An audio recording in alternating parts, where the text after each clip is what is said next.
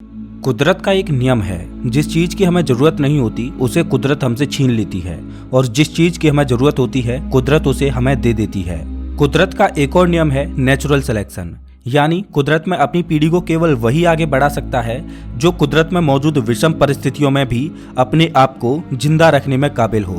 पीढ़ी दर पीढ़ी कुदरत का ये खेल चलता रहता है, जिसे हम क्रमिक विकास यानी एवोल्यूशन कहते हैं। आजम इंसान इस धरती के सबसे बुद्धिमान जीवों में से एक हैं और अभी तक कुदरत में अपने अस्तित्व को बचाए हुए हैं। इसका सिर्फ एक ही कारण है कि हमने कुदरत की हर उस विषम परिस्थिति से लड़ना सीखा जो हमारे अस्तित्व के लिए खतरा हो। आज भी हमारे अंदर वो खूबी मौजूद हैं जो कभी कुदरत की विषम परिस्थितियों को झेलने के लिए हमारे पूर्वजों में हुआ करती थी, लेकिन धीरे धीरे क्रमिक विकास के चलते हम अपनी उन शक्तियों को खोते जा रहे हैं। नमस्कार दोस्तों, मैं हूं श्याम तोमर। स्वागत करता हूं आपका इस वीडियो में। आज भले ही हम चार दीवारों के अंदर घरों में बेखटक रहते हैं, लेकिन कभी हमारे पूर्वज जंगलों में रहकर अपना जीवन व्यतीत किया करते थे। और जैसा कि हम जानते हैं कि जंगलों में अपने आप को बचा पाना हमारे पूर्वजों के लिए कोई आसान काम नहीं था। जंगलों में रहते समय हमारे पूर्वजों को हर वक्त चौकन्ना रहना पड़ता था। हर छोटी से छोटी आहट को ध्यान से सुनना होता था, नहीं तो कोई शिकारी जीव पलक झपकते ही उनका काम तमाम कर सकता था। आपने एक चीज नोटिस की होगी कि प्रत्येक जानवर अपने कानों को हिला सकता है। दरअसल जानवर अपने कानों को हिलाकर उनकी ओर आने वाली आवाज को सेंस करते हैं ताकि वे आने वाले खतरे को भांप सकें। कभी जंगलों में रहते समय हमारे पूर्वजों के कान भी इसी तरह से हिला करते थे और वो छोटी से छोटी आहट को सुनकर चौकन्ने हो जाते थे और वे अपने आप को आने वाले खतरे से बचा लेते थे। लेकिन आज हम इंसानों से कुदरत ने ये शक्ति छीन ली है। आज हम इंसानों के कान नहीं हिलते, क्योंकि आज हम जंगलों से बहुत दूर गांव तथा शहरों में रहते हैं, जहां किसी भी जंगली जानवर के हम पर हमला करने की संभावना बिल्कुल भी नहीं है। इसीलिए अब हमें ऐसे अचानक हुए हमले की आहट को सुनने की कोई जरूरत नहीं है। और जैसा कि मैंने शुरू में ही कहा था कि जिस चीज की हमें जरूरत नहीं होती उसे कुदरत हमसे छीन लेती है और इसी वजह से हमारे कानों ने हिलना बंद कर दिया। लेकिन ऐसा नहीं है कि हमारे पास कानों को हिला सकने वाली मांसपेशियां है ही नहीं। वैज्ञानिकों ने जब इंसानी कानों की जांच की तो पाया कि जब भी कोई आवाज हमारे कानों में आती है तो कभी कभार हमारे कानों की मांसपेशियां कानों को हिलाने के लिए हरकत करती हैं, लेकिन लंबे समय से उनका उपयोग न होने के कारण वो कमजोर हो चुकी हैं। इसीलिए वे केवल थोड़ी सी ही हरकत कर पाती हैं, जो कानों को हिलाने के लिए पर्याप्त मूवमेंट नहीं है। अगर आपने कभी गौर किया हो तो ज्यादा देर तक पानी में नहाने या रहने पर आपके हाथ और पैरों की खाल कुछ इस तरह से सिकुड़ सी जाती है। क्या आपने कभी सोचा है कि ऐसा क्यों होता है और सिर्फ हाथ और पैरों की ही खाल क्यों सिकुड़ती है, आपके चेहरे की खाल क्यों नहीं सिकुड़ती? तो इसका जवाब है कि ये भी कुदरत की दी हुई एक शक्ति ही है जो आज भी हम इंसानों के पास है, भले ही आज हम इस शक्ति का उपयोग नहीं करते। दरअसल पहले के समय में जब हमारे पूर्वज जंगलों में रहते थे तो चलने और पेड़ों पर लटकने के लिए या पेड़ की डाल को पकड़कर बैठने के लिए ग्रिप की जरूरत होती थी। लेकिन जब बारिश होती तो फिसलन बढ़ जाती, जिस वजह से हमारे पूर्वजों की पकड़ कमजोर पड़ जाती। बारिश के कारण फिसलन की वजह से हमारे पूर्वजों के चलने या डालियों को पकड़ने की ग्रिप कमजोर ना पड़े, इसलिए कुदरत ने उनमें ये शक्ति दे दी कि पानी उनकी झुर्रियों में होते हुए निकल जाए, लेकिन उनकी पकड़ कमजोर ना पड़े। दोस्तों, आप अपने हाथ को इस तरह से सीधा करके अपने अंगूठे और हाथ की सबसे छोटी उंगली को इस तरह से एक दूसरे से मिलाएं और उसके बाद अपने हाथ को कुछ इस तरह से मोड़ें। अब देखें कि क्या आपके हाथ में इस तरह की मांसपेशी उभर कर दिखती है या नहीं।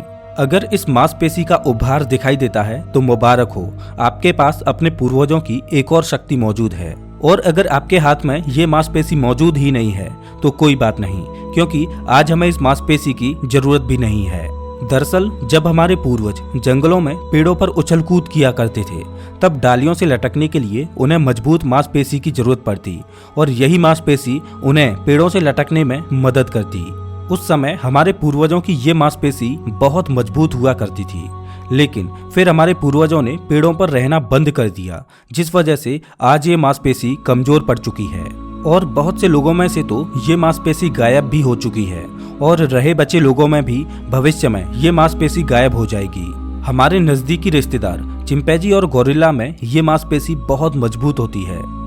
दोस्तों, आपने गौर किया होगा कि इस प्रकृति में जितने भी जीव या जानवर हैं, चाहे वो खुरों वाले हों या पंजों वाले, सबके चारों पैर एक समान होते हैं, लेकिन हम इंसानों के हाथ और पैर एक जैसे नहीं होते, जबकि बंदर भी अपने पैरों से वैसे ही चीजें पकड़ सकते हैं जैसे अपने हाथों से पकड़ते हैं। कुदरत ने हाथ और पैरों में ये भिन्नता सिर्फ इंसानों में ही दी, क्योंकि इंसानी एकमात्र ऐसा प्राणी है जो सिर्फ अपने पैरों पर चलता है। जब हमारे पूर्वजों ने अपने पैरों पर चलना नहीं सीखा था, तब उनके भी चारों हाथ पैर एक जैसे ही थे।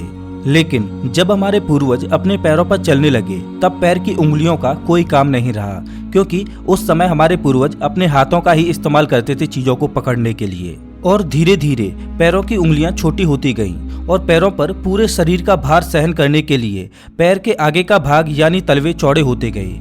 और इंसानों का ये क्रमिक विकास यही नहीं रुकने वाला, क्योंकि आज भी हम अपने पैरों की उंगलियों का कोई इस्तेमाल नहीं करते।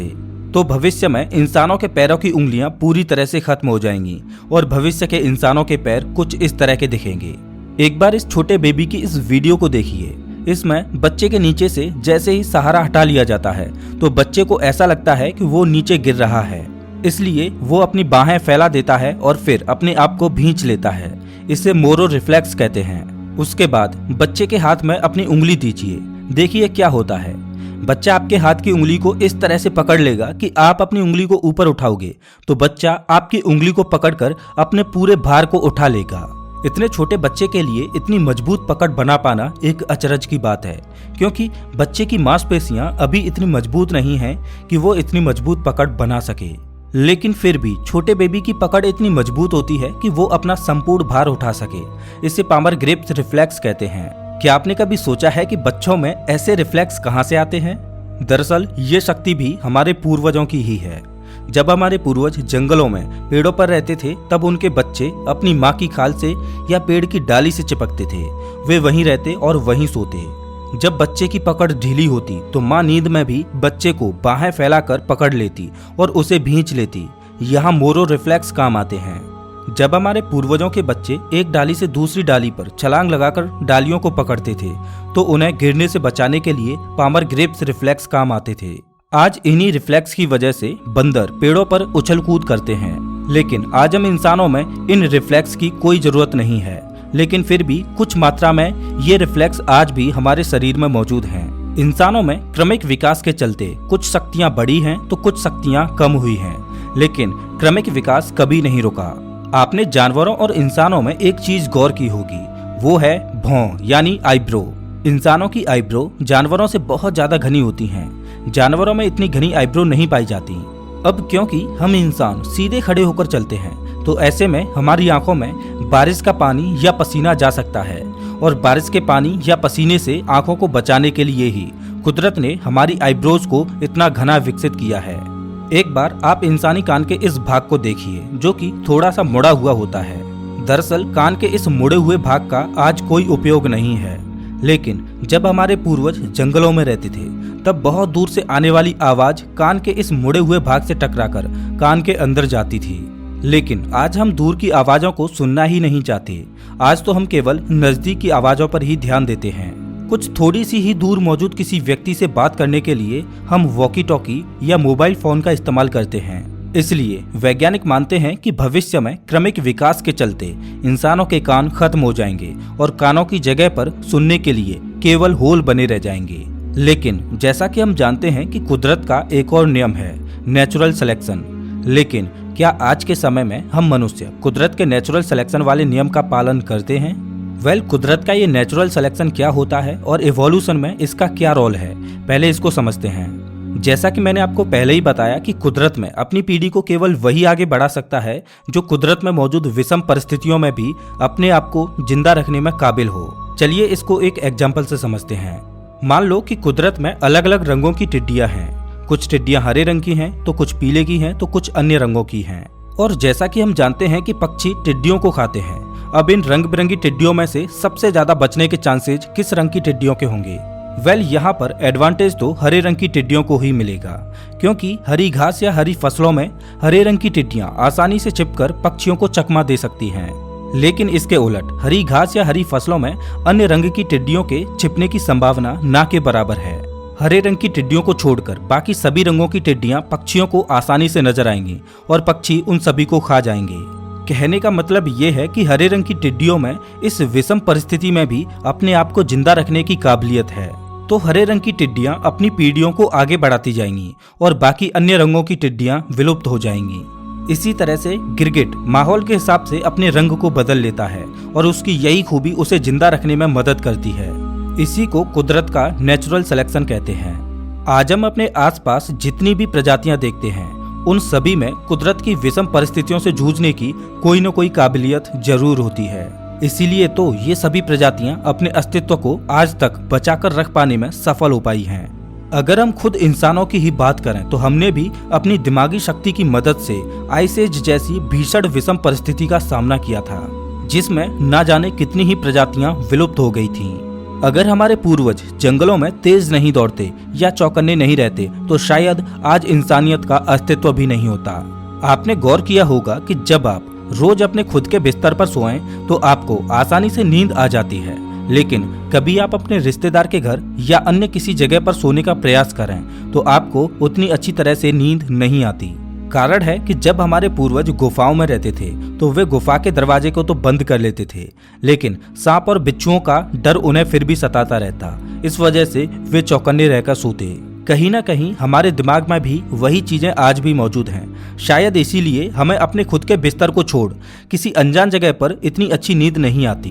मैं एक बार फिर से उसी सवाल को दोहराना चाहूंगा कि क्या हम आज भी उतने ही मजबूत हैं कि कुदरत के नेचुरल सिलेक्शन वाले नियम में फिट बैठ पाएं, या आज हम कमजोर हो चुके हैं और किसी दिन कुदरत का नेचुरल सिलेक्शन वाला नियम हमें प्रकृति से एलिमिनेट कर देगा।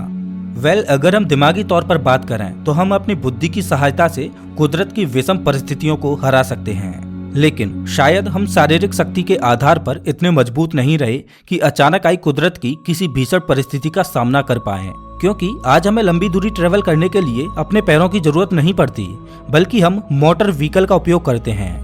आज खाने को चबाने के लिए हमारे दांतों को ज्यादा मशक्कत करने की जरूरत नहीं पड़ती, क्योंकि हमारा खाना इतना लजीज और सॉफ्ट होता है कि नाम मात्र प्रयास में ही हम खाने को चबा सकते हैं। अब भले ही हम हर रोज ब्रश क्यों ना करें, लेकिन फिर भी हमारे दांत कमजोर होते जा रहे हैं। पहले के समय में हमें बीमारियों से ठीक होने के लिए शरीर की रोग प्रतिरोधक क्षमता पर ही निर्भर होना पड़ता था, लेकिन आज हम हल्के से जुकाम और दर्द में ही मेडिसिन का सहारा लेते हैं, जो कहीं ना कहीं हमारी रोग प्रतिरोधक क्षमता को कमजोर करता है।